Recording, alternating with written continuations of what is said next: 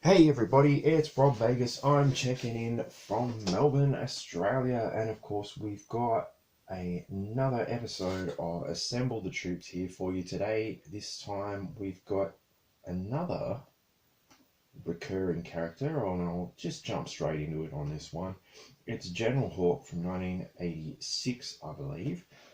Now, we have had a Hawk on the show previously, or we've had a few. I think we had Jetpack Hawk and a few other variations and things like that, and of course this original Hawk 2.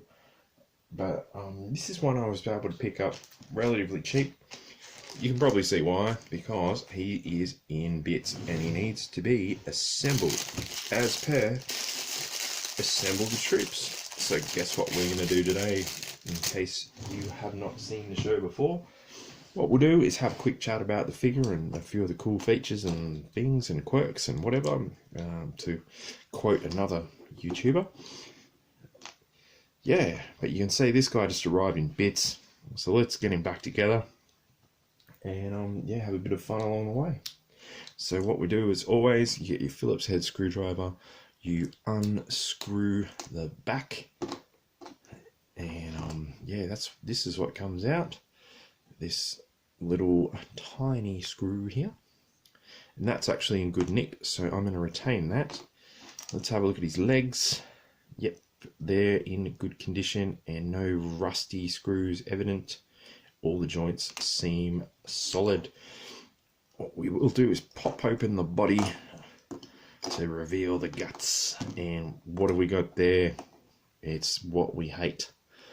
It's what we hate finding on the show. It is a very disintegrated rubbery O-ring, and that is the enemy of Assemble the Troops. So you know what happens with that? It's going in the bin. Now my bin has been a bit quiet of late. It's not as noisy as it usually is, so I will fix that moving forward. Now, what we will do is get him back together. Now, you know the drill. We've got the leg bits there, and there's that metal hooky bit, and you get your rubber O-ring, in case you haven't done this before, and in case you haven't watched my videos before. We'll pop it over that hook there, give it a bit of a stretch, get the waist piece, and look at that, that's in perfect condition, so no unfortunate injuries on that one. As if you know your real American hero GI Joes, some of them do succumb to a very unfortunate mishap and injury, which yeah, just really sucks when that happens. So it's an unfortunate bit to break off, and it's, yeah, it is what it is, and part of the fun of the American Hero toy line. There we go. So we've got that rubber O-ring pulled through the waist piece successfully. You can see that there on camera. Great stuff.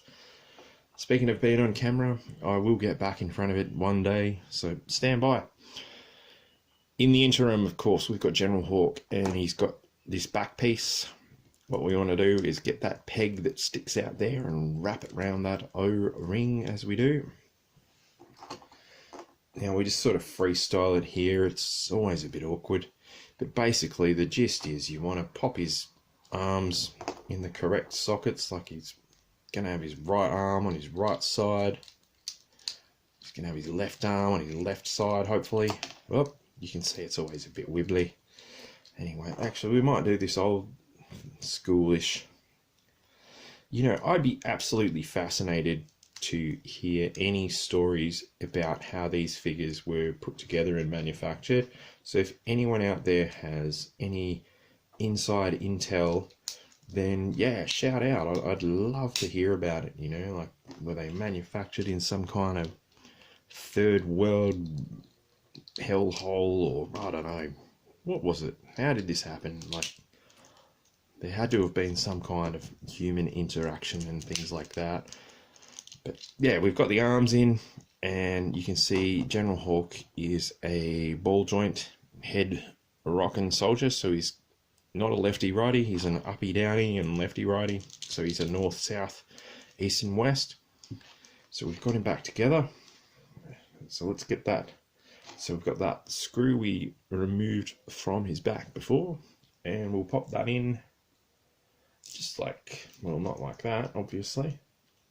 Hopefully we can get it there. There it goes. Yeah, that's what we want. So you get your old Phillips head screwdriver.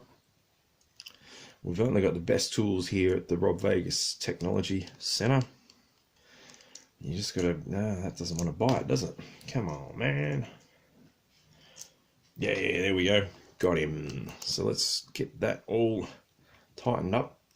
And we've got ourselves a second 1986 General Hawk. And if we can't just take a moment out to go, what an awesome figure this is.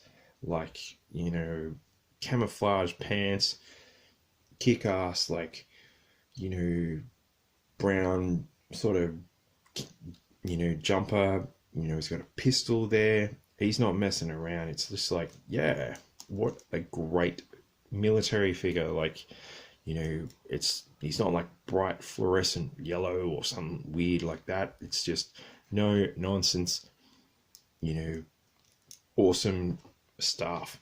He came with a helmet, which is really cool too. So he's got like goggles on that wrapped around the top, and also it doesn't look totally ridiculous on him like some of the helmets that did come with some of the troops later in the line, where they just got increasingly bigger and sillier. We've got a backpack. Great stuff. So he's ready to go.